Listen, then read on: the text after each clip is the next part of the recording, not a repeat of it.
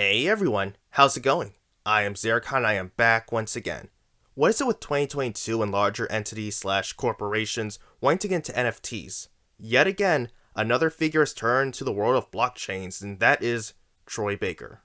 He made a tweet announcing his partnership with VoiceverseNFT to, quote, explore ways where together we might bring new tools to new creators to make new things and allow everyone a chance to own and invest in the IPs they create. We all have a story to tell. You can hate, or you can create. What'll it be? The majority of this tweet was bad, but the last part was a real scumbag thing to add. What a condescending thing to say. If someone thinks that this is not a good idea, they're automatically a hater. Also, he got ratioed into oblivion, which you love to see. To give you an idea of what VoiceverseNFT wants to do, they want to create NFTs using voices and dialogue. They also want to work with AI voices as well. The situation gets worse though because other voice actors are in agreement with Mr. Baker and NFTs. Chuck Huber responded saying, welcome to the weird world of NFT hate. He tagged Tara Strong, Karen Strassman, and Reese Witherspoon, so I'm assuming they're also connected to NFTs in one form or another, which is sad. Huber also tagged a video discussing Bitcoin and left a nearly as condescending remark as Troy Baker. He also got ratioed.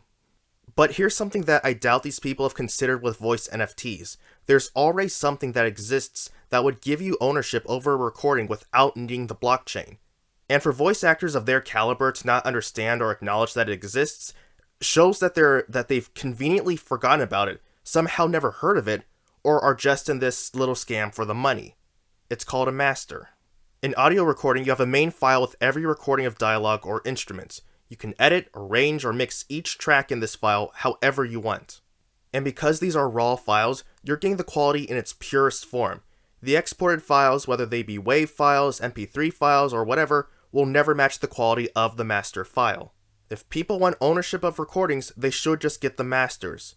Can masters be copied? Yes, but unlike crypto, you can actually have possession of the file instead of a link. Mr. Baker later backpedaled from his statement. I can assume his change in stance went like this.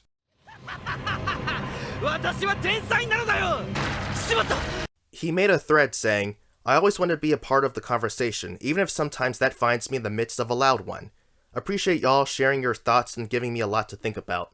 I'm just a storyteller out here trying to tell my story to whomever will hear and hoping I can help others do the same. Sometimes it works, sometimes it doesn't.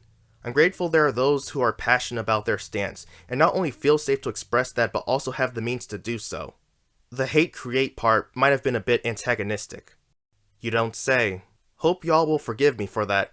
Bad attempt to bring levity. Anyway, feel free to resume the conversation or not as you please. I appreciate those with truth showing it, those with support offering it, and those with anger doing their best to express it. I will let you all have whatever opinion you want, but I personally do not believe this to be sincere. He says he's just a storyteller. Dude, you're one of the most prolific, if not the most prolific, American male voice actor. You can't just claim that you're a humble nobody or small voice actor, especially after you made the ultimatum in your original tweet. You played with fire and got burned. There are two situations you can be in during this entire scenario. Either you went ahead and partnered with this program with little information about NFTs, or you only went in because it was easy money and you actually don't care about creators because you're getting that check either way. There's a YouTuber named CoffeeZilla who goes in and exposes frauds and scams in cryptocurrencies and investments, and some of the people promoting them are celebrities or large online personalities. That's how I see you in this situation. The same goes with your fellow peers who support you and are invested in this kind of business. One last thing to mention is that VoiceverseNFT stole someone's audio work and apologized, claiming that someone in their marketing team used it without giving credit. You could say that this was a mistake, but they intentionally changed the pitch to try to get away with the fact that it wasn't their work.